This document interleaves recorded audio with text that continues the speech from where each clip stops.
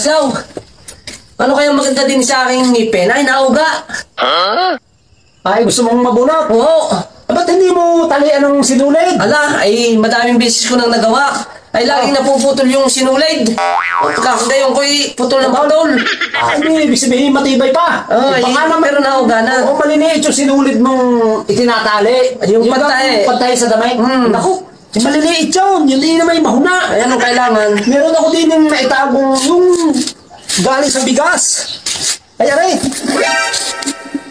Aray malaki-laki. Ah, yan. Oo. Ay, sige, inyo ang diskartehan. Ating itali mo diyan. Ah. At itatali ko doon sa hawakan ng pintaw. Ah. At isasara kong bigla. Ayun, sige. Ating gawin at baka mabubunot. Sige. Kita din eh. Ano ba eh? Handa ka na? Oo. Ari, itatali ko din eh. Oo. Sa tibay na rin. At bigla akong isasara. Oh, asa sige. Sige, Utoy ha.